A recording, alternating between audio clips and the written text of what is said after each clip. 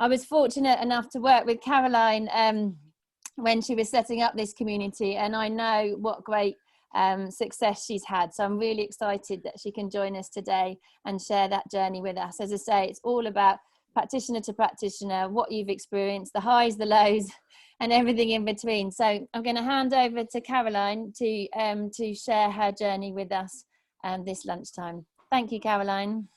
Yeah, thank you so much, Nancy. It's a pleasure being here, and thank you so much for your invitation, and also a very warm welcome to all participants. I'm excited that you joined today and the topic is of interest to you. Yeah, just before we start and dive into the content of today's session, let me say a few words about my professional background. I hope that you see the slides. Yeah, all good, Caroline. Fine. Okay, good. So here I have a very robust, solid education. I started as an investment banking trainee and then did a business administration studies on top. And I just recently started at the beginning of this year to work on my own account. And I'm also a resident at Purple Beach Limited, a resident for network engagement and business development. But prior to that, I have spent more than 18 years in an established multinational utility. 18 years a pretty long time, but I always chose to go into units where the news started and where changes took place, sort of the epicenters of change. And in this context, I have gathered broad functional expertise from different roles and in different units. And anyone who knows the company I'm talking about, RWE, which became then Innogy, can acknowledge that this company has made an outstanding change journey over more than a decade. And in one aspect, I was substantially involved. It was when co-founding the Innogy Innovation Hub in 2014 and developing global network engagement. Yeah, and that's where we met, Nancy. That's where we worked together, and that's what we will talk about today. But I think, first of all, we want to get some answers from the participants. So back to you, Nancy. Right, yeah, thank you. We love to know, who have we got on the call today? So have you had any experience supporting or building a community? We'd love to know, maybe no, not at all, maybe you're doing lots. And then how much time do you spend on community activities? Is it a little, is it daily? What sort of community experience has this audience got? It really helps us, you know, we're all sitting in this virtual world, we can see each other's names. That's why it's lovely to hear who you are, where you're connecting from in the chat, because it just makes us feel closer together. And yes, if you could answer the poll, we'd love to know your answers, and then I will share them in just a second. Get a couple more votes. Okay, I'm going to, oh, someone say something. No? I'm going to end the poll and then I'm going to share the results. So the majority, 58% are currently building and supporting. So you're talking to that audience, and very few have had little. So, and some are sometimes. And then if you scroll down, you can see the full answers. How much time do you spend on community activities? Sadly, the majority is just a little, we know that, but some are also weekly and daily, which is great. So let me take a picture of that, because we can share that afterwards. So, so Caroline, you've got people that are building, but not necessarily focusing on lots of time. So that's interesting in itself. Yeah, it's very interesting, and I think it's a very good starting point, so people have an idea about communities, are more or less familiar with it, but don't have the time or don't take the time yet. And so maybe the journey and the experience that I will share with you can help you and to guide you a little bit on what might be in your specific context of relevance. So first of all, I'm really happy to start now, and I would love you to actively engage in that session today. And I'm going to be, knowing myself, I'm going to be pretty concentrated on what I'm talking about, but I'm sure that Judy, Michael, and Nancy will step in, and everyone from the participants who has a question or a comment or something, don't hesitate and put it in the chat so that we can then directly bring it into my presentation. So next slide. First of all, I'm going to frame a little bit what the environment was that we will be talking about. As said, I'm talking about a big established industrial company, a utility company who was very, as you might imagine, engineering driven, hardware oriented. And in 2014, for several reasons, the board agreed that a special unit focusing on innovation needs to be created, and we were three colleagues starting with it, and the mission was very clear. We should find new business models, how the company could earn some money, and not with another hardware optimization, product improvement, or process optimization. It was really about, going into technological innovations, about data-driven business models. So a whole new way of doing business, and the company or the innovation hub needed to step out of its current ecosystem. So a long time established relationships with partners, with contractors, with other established customers would not help anymore. And it was really going beyond any boundaries that were so far working and well established. This led also to the necessity of setting up an agile organization. The current locations of the company were not the right ones for that specific mission. So we had to create a team in Berlin, in Silicon Valley, in Tel Aviv. So there where these tech innovations took place, and to step in these ecosystems there. We faced a couple of challenges. We had a big brand, a brand which stood for reliability, for long-lasting relationships, for security. But now with that brand positioning, we were stepping into these new worlds, new environments, and we had to redefine the brand and making it more popular and making it more known in these environments. We also had to access resources that we didn't have so far in the company. We had to reach out to innovations, to ventures or startups, new ideas. We had to bring expertise into the company, which we didn't have before. Of course, also about financial resources, and last but not least, new customers. And we had, of course, to get some buy-in, some support and resources also from within the company. So what we did, I don't know why it's not working like that. Here we go. We started with stepping into the company. We had several thousands of employees, which we didn't all know personally. We had expertise, which we were not necessarily all aware of. and also colleagues spread over the whole group, which might have contacts into these new ecosystems where we had to get into, which we didn't know yet. And we had to bring in that into the innovation hub, and we also had to make these connections.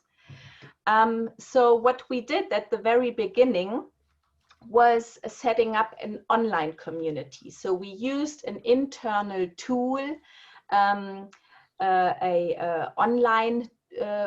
community tool, a platform, and created a space to give opportunity to our colleagues to exchange, to get help, and to inform. So, and to get information and to inform also.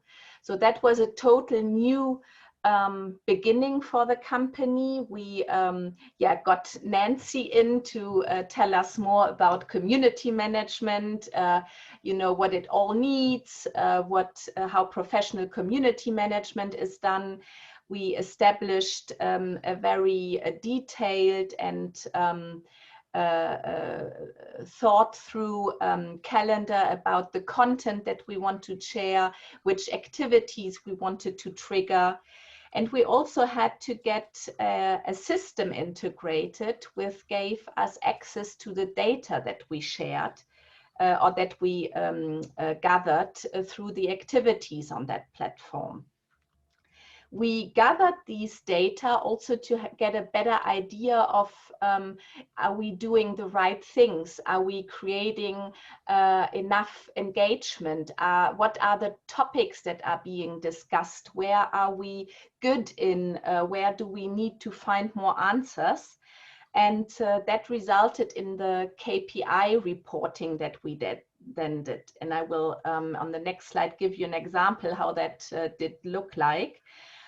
So some key performance indicator were the numbers of contributions, what was the activity index, how much postings did we get, how many members did we have, how much growth did we generate week by week or month by month, how many colleagues were actually liking that group and wanted to be part of that innovation journey the whole company was going on.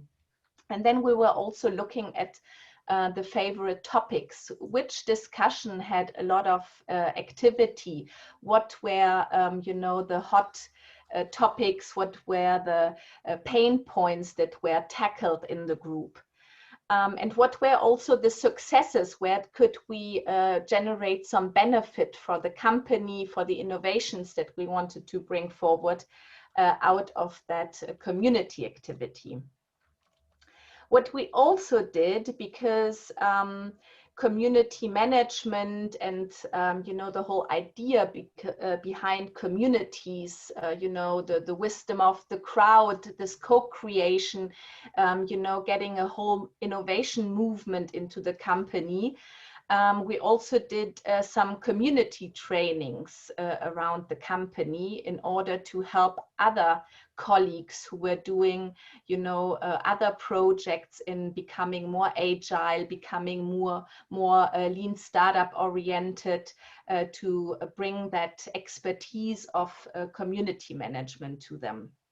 And then it started that we got more and more groups that became active on the platform, and a whole community, internal community movement started within the company. We really, pretty early realized that, doing online activities in written, on the desktop is one good thing, but it's not enough to establish relationships. So we said we need to have additional activities to foster the relationship building on a personal level. So how can we ensure that our community members are meeting each other? How can we ensure that we from the innovation team are, also bonding with our community members and get into deeper conversations? I conducted a weekly open innovation call, which was probably the most successful activity that we provided. It was a call that took place excuse me, maybe 45 minutes per week, every Thursday morning, just, you know, before everyone would really start on his desk, at his desk working. Many dialed in from the car when they were commuting to the office. At that time, most colleagues were still commuting. And we shared, we shared the progress of the innovation project that we were doing. We were sharing it from the Innovation Hub team members side, but we were also bringing in some community members from the local units or from the, you know, daily regular business that they were doing. And we dedicated some minutes of that call to updates, to inform and to share, to bring more transparency in on what, you know, the different parts of the company were working on. And actually we had a really nice exchange stepping in, because we saw that, you know, some trends and activities that we would do in the Innovation Hub would nicely fit to some initiatives that were happening in the operational units in some total different locations. And I will also give you an example on the next slide about that. We added to these weekly calls some monthly conferences or open video conferences that we also announced via our online community, and gave more space and more time to specific topics. So for instance, if we would work on an innovation in the area of, let's say, big data, we would dedicate a monthly 1-hour session on big data or specific aspect of big data, and invite our big data expert, and enable an exchange, enable a Q&A, and enable transparency of what would be going on in our innovation unit. And what we also did in order to connect more closely with our community members, we would invite them to our team meetings. We would launch workshops when we have new initiatives, new projects that we would start, in order to find volunteers or particularly engaged colleagues who would like to be part of that or offered their support. And last but not least, we also did 3 to 4 times per year an innovation leadership program, where we invited very handpicked and selected colleagues out of the total group for a multi-day event, learning more about the work that the Innovation Hub was doing, and also the how, like lean startup and other innovation methodologies, so that the spirit and this approach would spread across the company. So before we go into Caroline, can I just interrupt you one sec? Of course. There's a lot of support for sharing of these activities, and they're loving hearing the clarity that you're providing. But there's one question from doing all of these activities. What was the initial reaction of your audience when you set these up? What was people want to know? What were they like when you set up the open innovation call at first? Was it slow to respond, or was it embraced from day one? Oh, it was embraced. It was very much embraced. I mean, we had quickly a very faithful fan base, I would say, who were really, I don't know, every Thursday in the call, and who would always be present. And by the way, at some point, we also invited then these, very faithful participants to the Innovation Leadership Program or to our team meetings, just to, bring them even closer to us. Of course, there was a lot of movement, and sometimes we really needed to stick to the program and continue, even though, the participants would be decreasing, or, we would have a lot of fluctuation, but then they would come back and it would still be in movement. And no, it was generally very well accepted. But this whole, I would say, approach of sharing and embracing and welcoming colleagues was very new for the whole corporation. Novel for your company, right? Exactly. And I think that's a very typical mindset or learning that you have when you are in well-established, maybe also engineering-driven companies. And it's totally understandable that you're working on developments or R&D projects that have maybe, intellectual property or copyright thing. So this whole innovation mindset, and a bit more closed, yeah. Thinking of Silicon Valley, where you say, knowledge is, information is there for everyone. Let's co-create, let's open up. That was very new, and we definitely saw that along the journey that we did. Thank you. Any other question or comment? There's one more, but let's keep going, and I'll come to that in a second, because I think you're going to share a bit more on that. Sorry, Michael. So I wanted to share with you two examples of what I've just spoken about. Here's one example. So that's an extract of the online community platform that was called the Innovation Enthusiasts. And here you see one member who said, as promised in the Open Innovation Call, please find our framework attached. So this colleague shared something in that Thursday morning call. And then another colleague based in the UK said, thanks for sharing. We definitely need to connect you guys to our friends here in the UK. So I chose that example because, first of all, I wanted to show you how we connected our different formats of engaging with the community.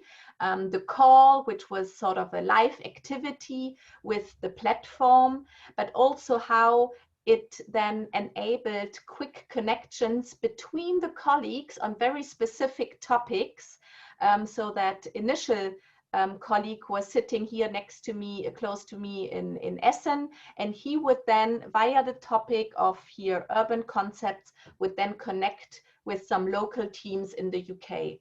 So you could not do that via traditional, top-down communication or intranet newsletters or whatever. That was really community effects then. The next example that I wanted to show you was the one of our monthly dashboard. So we shared with our management, but also with the community members, the progress that we did month by month. So I couldn't make that very clear, I'm sorry, but I hope that you see that, we chose as KPIs here the growth index, how much more community members do we have. Then much more relevant than quantity would be the activity index. So, how many active members do we had? How many posts were done? That's what you see on the next page. And how many contributors? So how many active members did we have? Then we had a section offline activities. So, when preparing this presentation, I thought it's a bit ridiculous in our days to speak about offline because this is just so minimized currently. But what it means is actually these live events. So the open innovation call, the monthly video conferences, etc. That would be then these activities. And then we also summarized and picked out benefits, some concrete examples where the community really help to succeed and do some progress on our work that we were doing around innovations. Cool. Yeah, then something happened. We realized we need to change something on an overall level. The Innovation Hub changed its strategy and yeah, focused less on internal innovations, but said we need to become quicker, faster, yeah, less expensive. And that's when we step into the innovation ecosystem outside of our company. So yeah, network engagement, yeah, had to adapt, obviously. And we said, okay, we realized that we need to deliver on the overarching business objectives of our unit. So if it is about, you know, reaching out to external innovations that are taking place in the world outside of our current company, we really need to follow and yeah, support that and contribute to that. So we started to develop a strategy and reviewed it on a yearly basis to see, you know, are we really contributing to it? What did we contribute? What are actually our key target groups, the audiences that we are talking to, that we are looking for in order to yeah, contribute to the business objectives? And then we realized that these different people or personalities that we were looking for, these companies, these startups, these thought leaders, you name it, these, you know, stakeholders, they are very different and they are spread around the world and they have all different behaviors. So some might be very active on Twitter, others might be very active on LinkedIn, some only, you know, frequently go on Facebook, but rather with personal topics. So how can we actually come and get to these people that we are looking for, to these stakeholders? And we said, okay, we need to define and develop meeting platforms where we invite hand-picked the stakeholders that we need so that we can establish and then also maintain meaningful relationships. And meaningful means for everyone, not only for the company or the Innovation Hub team members that we meant, but also for our stakeholders that we were reaching out to. And we will be sharing that presentation afterwards, but the best way to do so was not via online platforms, but really via personal events, personal invitations, deepening conversations that one of our team members would have or started and would be able to intensify and make much stronger through these meetings that we would initiate. That could be as small as a private breakfast or a private lunch invitation, and as big as our yearly conferences that we called unconferences, because they were very different and very co-creational, the unconference that we did. And you'll be able to see some films of these events once you get here the presentation.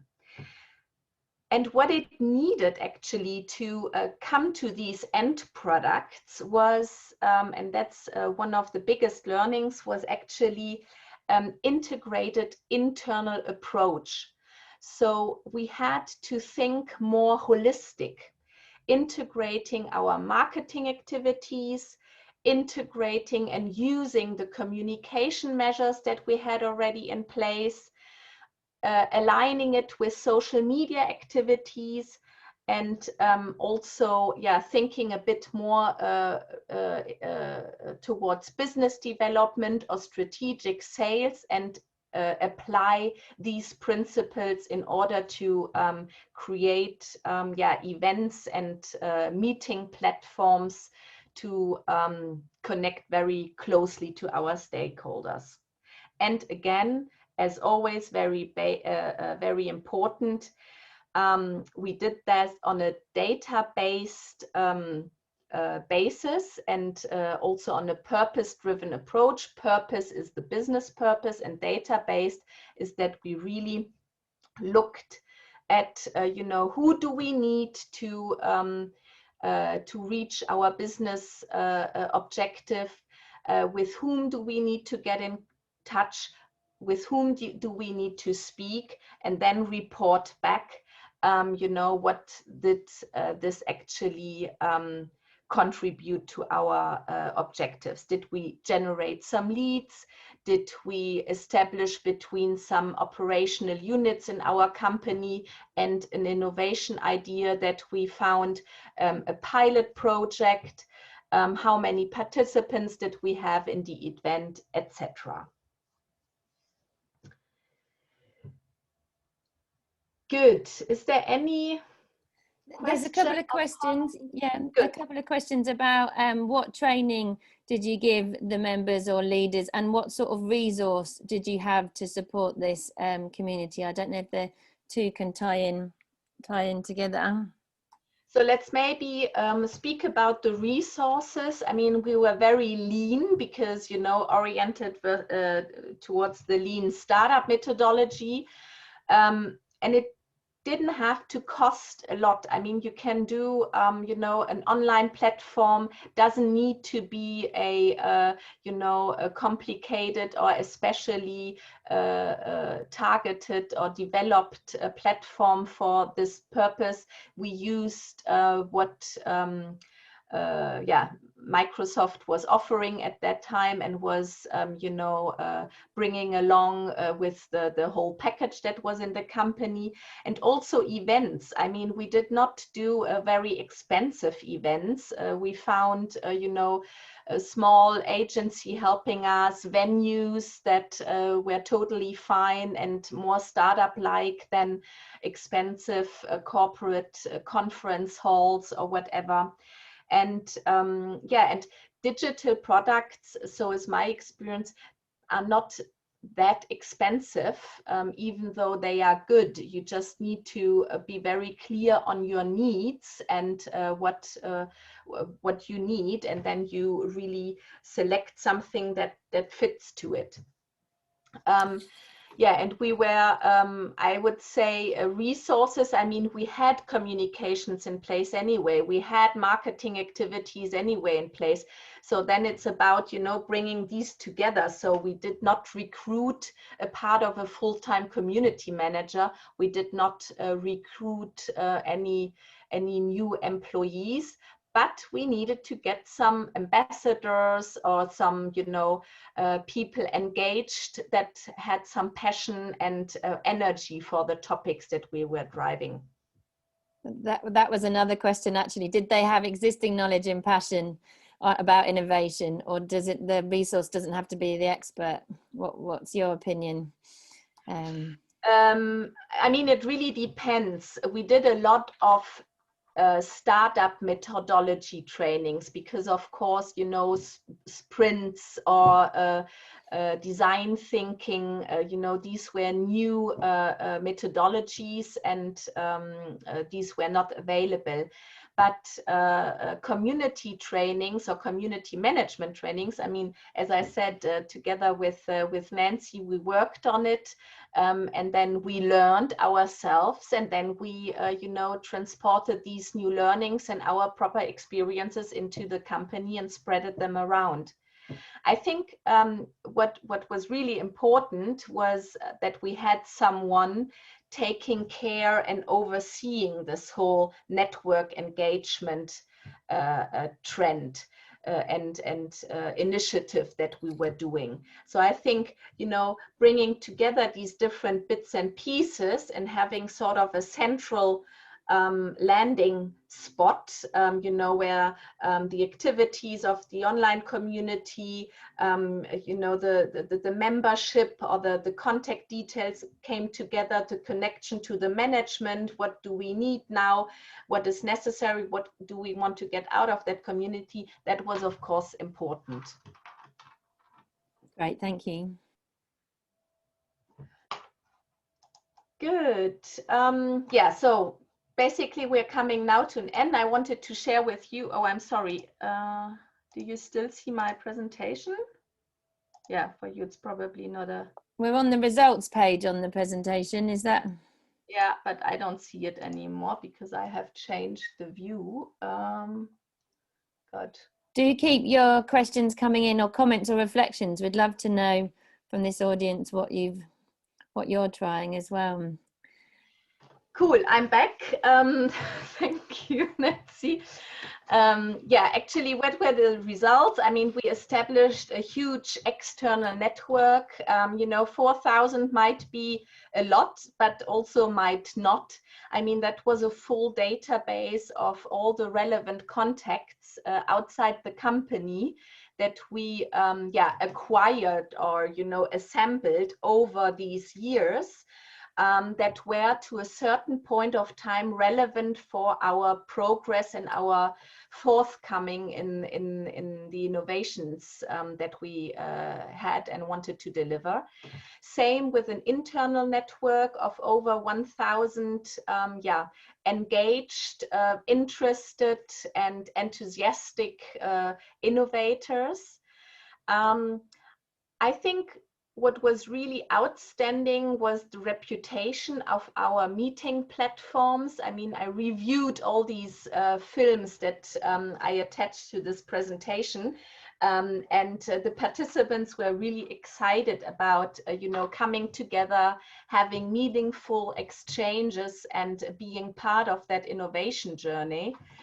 And and we established brands and a certain quality of how we work together and progress together that that helped us, you know, getting a good branding also in place. Also the result is that global network engagement was a function that was well recognized in the company, and also in the innovation hub, in the innovation setting as a whole. And certainly all these activities contributed to a very strong brand positioning, and also to some employee engagement, because of course our colleagues, like our own team members, participated in these activities, had to participate also in these activities. And I mean, these were great things, and that was also sort of a retention program, if you want to say, even though it wasn't the primary goal of our doing. What did we learn? I mean, what I'm always praying and saying, that this is the most important thing, the community purpose has to have a clear purpose and needs to be strongly aligned with the overarching business objectives. It's also not about quantity, but quality. You know, over 1,000 team members doesn't mean that they are really making a difference, or you know, having an impact. That can also be done only with 2 or 3 active members. Certainly, data analytics and KPI reporting is very important, just to make a difference and to make transparent what the benefit, the return on investment, and the impact is. Yeah, and basically it's really about trusted relationships, and yeah, I'm confident that you being part of the knowledge and community network here are well aware of what makes a trusted relationship. Yeah, last but not least, let's repeat that. What is a long-lasting, meaningful business relationship? It's around a strong common interest. It's about having a space for trust to grow. It's a space also of confidence, of exchange, offer opportunities to meet regularly, make introduction and host your events personally, just as Judy and Michael and Nancy are also doing here. That gives you a, warm welcome, you know who to expect. And it's also ensuring a certain standard of quality, and selectively use supporting technologies when it makes sense and when it helps you achieve yeah, what you want to achieve, your target. Yeah, and then back to my case study and my concrete example. I mean, companies, established engineering companies, established companies are facing, yeah, that through digitization, they are forced to look beyond their traditional boundaries and traditional business areas. Platforms and systematic approaches need to be put in place to develop these new relationships with the relevant stakeholders in these new ecosystems. These communities are valuable sources for expertise, for human resources, for talent, and for reputation and brand building. And also take in mind that environment is changing and fast changing. So I'm referring back to one big change in strategy, but also, I mean, there were also smaller ones, and you can only answer fast and appropriately if you set up an agile setup that adapts quickly to the current business priorities and needs. And yeah, these were actually the learnings, the basic learnings and the summary and the story that I wanted to share with you today here in this session. Great, thank you, Caroline. There's a couple more questions. One of them from Steve, thanks for asking this.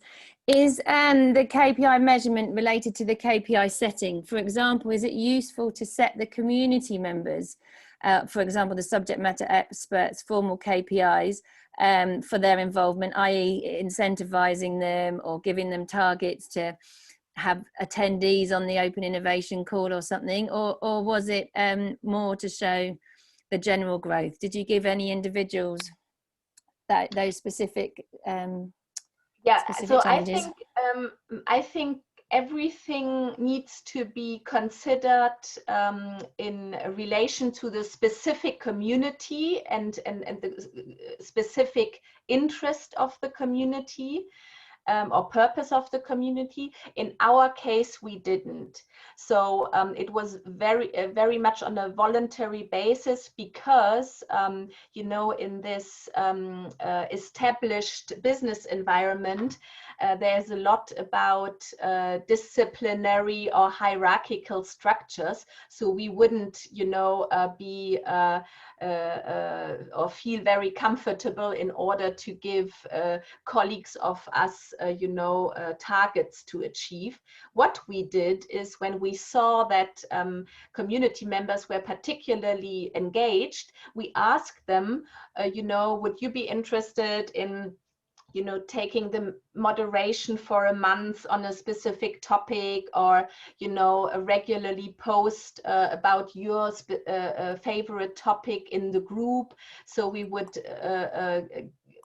give that option or offer that opportunity, and they would always say yes and say it's a pleasure, and wow, now I'm the big data expert or big data responsible of the month or something. But we would not track them and report back on single individual contributions.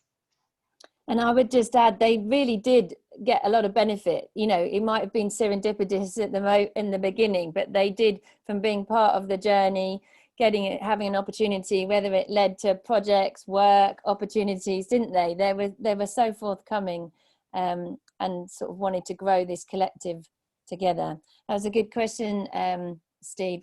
Other questions? Did we cover Michael's one about training the leaders? What internal training? Maybe that's another question. Did you get the senior team on board first? Did you get the leaders of the different calls do any training? You mean now community specific, right? That's not about innovation, but really community specific. Yeah, we did actually for all innovation hub team members, and also the top management working very closely with our initiatives. We invited them to a community training, just to make them, to bring them into this. It's also about social sciences, and to make them aware how social science principles are connected with our business that we are doing and our business objectives. What happened then, it was a bit challenging to get them really active in the community on their own. So they would do regularly, sessions, and, come maybe not to the open innovation call on a weekly basis, but we would do a monthly video conference, once a year or twice a year, ask me anything session or something. We did that. And then we took their accounts over, like, how you would have that on LinkedIn or something, that senior executives just have a team that is, posting. So we got them involved. We aligned with them what and when to post, and so they were present. And then we would then report. I would then report back to our CEO. You got this feedback and the desire to do another session on our topic, and then that would happen. Yeah, so just to add to that, I mean, one of the things I was thinking about is what was success or failure for the ones that were trained and supported at the start compared to the ones that thought, I can just go and do it. Because I know that in my situation, a lot of people think, oh, this is just easy. We can just set something up and it works for us. Where in reality, we know that the people who've learned, got the social science behind, understand what they're doing, they're a lot more successful than the ones that think we can just start something and it works for us. Yes, I think it's really about making aware, what are the explanations, or what is the reasoning for these typical human behaviors. And in the context of communities or relationship building in the business context, at least I had to learn to really understand, and also to know what to do and how to do it. And I think that was very eye-opening, and I got often the feedback that this is the same for many others. Thank you. And a couple of other questions, and thank you, do keep them coming in. Judy asked, where did the original idea come? How was that seed? Where did that seed come from? Yes, I think at the very beginning, when we came from a different angle, actually, when we were looking for new team members for the Innovation Hub, you know, we invited a lot of different people from all over Europe to Berlin and come together and, you know, get to know each other. And we said, okay, how can we stay in touch? And then we said, let's develop a private group on LinkedIn. So that's how we stepped into this, you know, online group thing. And when we then said, okay, and now about innovations, how can we get some internal buy-in? How can we find out which innovative ideas do we have within the group? You know, on what can we build? We said, okay, same, you know, the group is spread all over Europe or even more far away. You know, what is the platform, how to get together? And then it was via online, digital.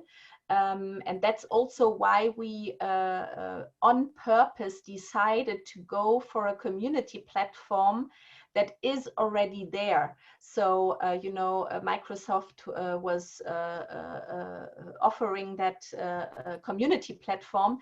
And, you know, we are anyways in the intranet, we are anyways on Outlook. So let's just take that additional platform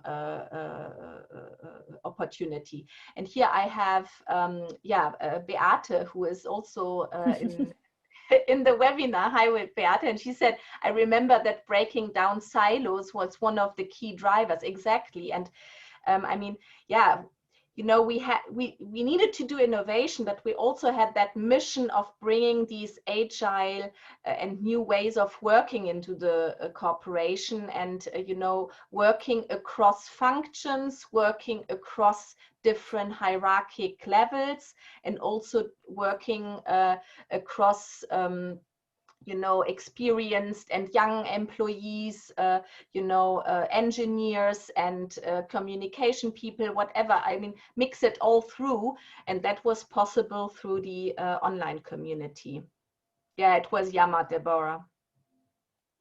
Yeah, and at that point of time, so I don't know how Yammer is today, but at that point of time, there weren't any data analytics possible. And that's why we had to get that a solution from external integrated into Yammer, which was also a huge revolution at that time in the company. Yeah, it was quite novel, wasn't it? Quite an email meeting focused company, right, Caroline? And then they moved to digital, but online for crowdsourcing, but then had some, that led to the just great conversations, didn't it? It sort of, yeah, exactly. Any more final questions for Caroline before we tell you about what's happening next time? But thank you, this was great. You'll see on the chat, Caroline, there's some great comments and reflections, and a lot of thanks for you sharing very practical examples. And let me maybe just invite you all, if you have questions or if you are working, you know, on similar topics, please reach out to me. I mean, you can find me on LinkedIn, and here's also my email address. And yeah, I'm happy to deepen the exchange and to further evolve all that relationship community spirit, because I really think that this is one of the pillars to be professionally successful.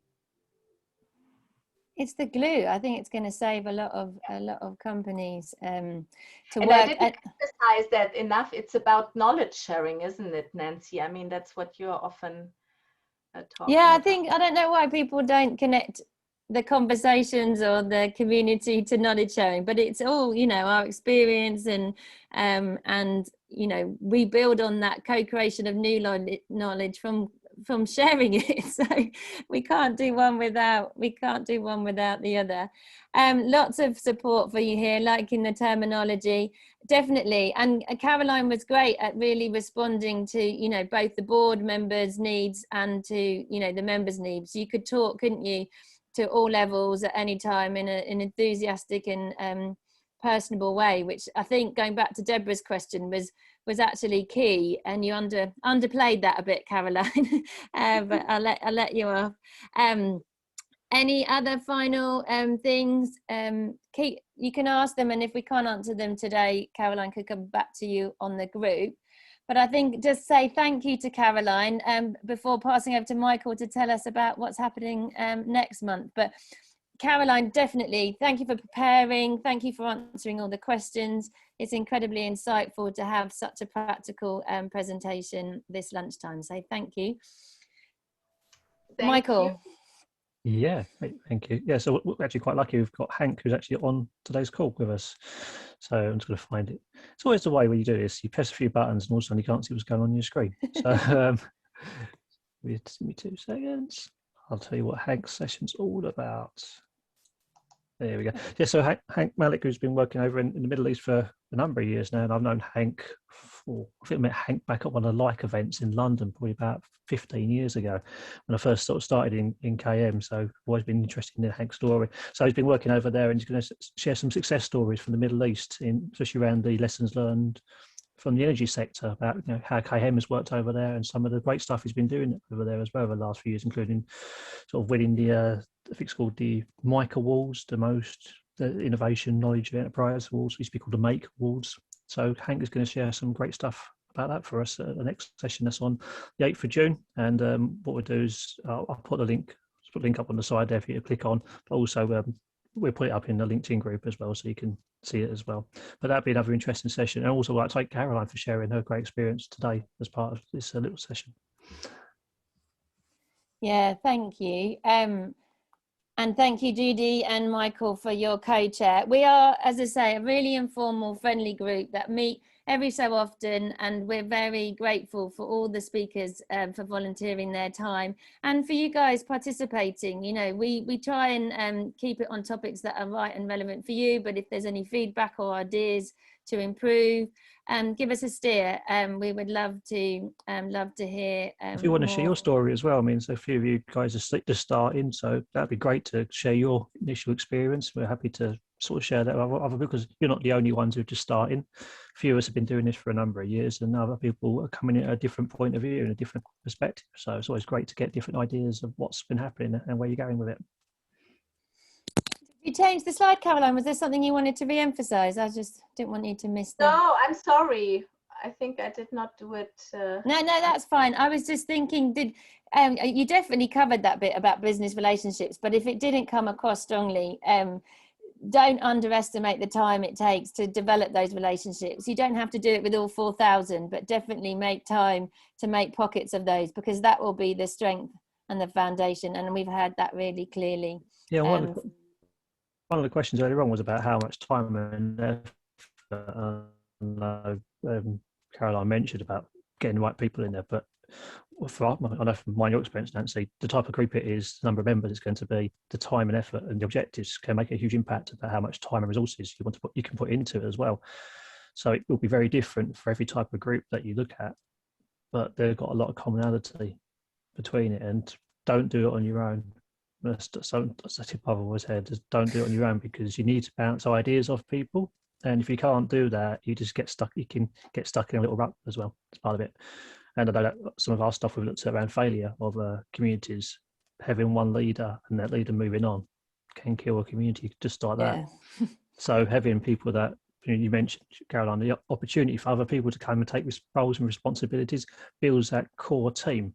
So if someone does move on or someone does leave on, the community still thrives. But if you don't do that, it could be a big problem.